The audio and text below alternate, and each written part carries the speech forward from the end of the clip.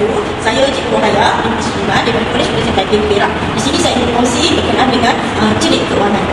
Saya dilahirkan dalam keluarga yang sangat susah. Ibu dan ayah saya bercerai ketika saya berusia 7 tahun. Kemiskinan sebenarnya menurut saya itu lebih percaya. Saya daripada kecil telah dididik oleh ibu saya sentiasa berdikari. Dengan keadaan saya miskin, waktu itulah saya boleh berfikir bagaimana saya nak membuat aturan, buat plan untuk setiap perbelanjaan saya. Saya kalau sebelum mungkin saya ingin berjimat supaya saya tidak menyusahkan ibu saya. Sebab ibu saya merupakan seorang ibu dan merupakan seorang ayah. Dia lah mengawal segala perbelanjaan dalam keadaan kami yang sangat miskin ketika itu. Setiap perbelanjaan saya memang akan saya plan dahulu, saya akan atur dahulu, saya akan fikir dulu yang mana perlu dibeli dan tidak perlu dibeli.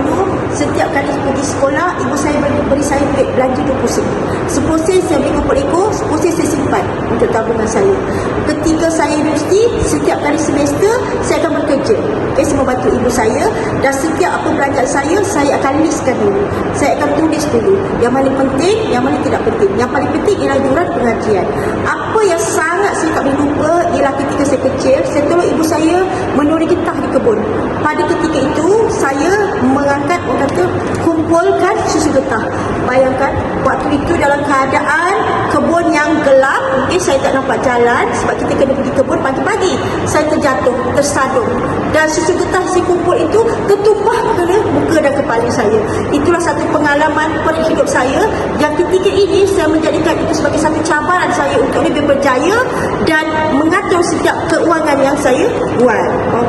Peranan saya sebagai pendidik di mana saya berusaha untuk menjadikan pelajar saya sedar tentang pentingnya celik keuangan. Yang pertama, saya akan mendorong kepada saya pentingnya mereka mengetahui dan memahami literasi keuangan. Segala informasi saya akan sampaikan kepada pelajar pengetahuan bagaimana mereka berbelanja. Adakah sesuatu yang mereka belanja itu perlu ataupun setakat kemahuan mereka untuk bermewah, untuk bergaya dan sebagainya. Kita sebagai guru kena sentiasa memberi contoh, memberi galakan kepada pelajar supaya mereka memahami apa yang penting untuk diri mereka ketika mereka berusia 17 tahun ke bawah.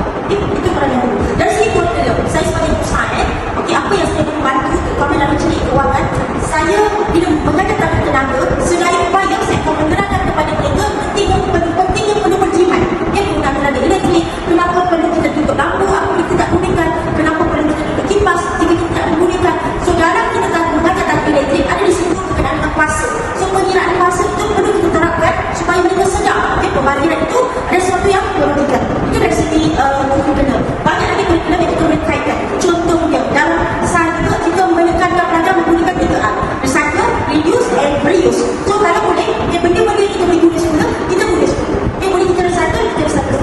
Saya sebagai guru inovasi juga, saya menggalakkan pelajar saya mencipta bahan-bahan yang boleh di recycle ataupun bahan-bahan yang boleh kita buat benda yang baru. Dia mencipta suatu benda yang terbuang, tapi mencipta benda itu boleh diguna semula yang boleh dipasarkan. Ada inovasi saya bersama pelajar saya telah saya cipta. Antaranya, saya telah mencipta arak daripada serbuk kopi dan tiga ampas kelapa. Pelajar sudah berjaya membuat produk tersebut. Dia ikut kami dalam proses untuk memasarkan.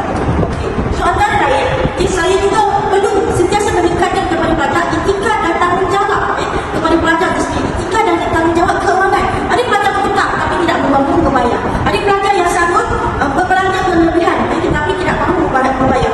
So di sini etika dan tanggungjawab keuangan itu sangat penting bagi seorang pelajar. Harapan saya, kalau kita perhatikan ketika ini, kita dapati berpuluh ribu anak muda yang disediakan bankrupt. Kenapa? Sebab mereka kurang faham tentang celik keuangan ataupun pengetahuan tentang keuangan. So di sini peranan guru, kita mulakan dari bawah untuk menyampaikan ilmu berkenaan dengan keuangan kepada pelajar-pelajar kita.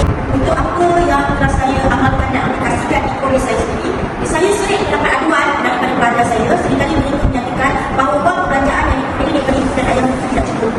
Apabila saya telah pasti pelajar ini dia tiada plan pengurusan keuangan yang tepat dan betul. Saya telah menunjukkan kepada mereka setiap apa wang yang didapat daripada ibu dan ayah mereka seharian. Contohnya, jika pelajar tersebut satu hari dapat RM5 wang perbelanjaan, RM5, saya suruhkan kepada pelajar tersebut RM4 ni untuk memberi barang makanan bagi kantin. Kalau boleh air bawakan. Saya menunjukkan kepada saya menjimat kacang tersebut. Lagi sedikit yang ada, saya suruhkan untuk pada saya menyimpan dalam tabung. Ini contoh hasil tabungan mereka dalam masa 2 minggu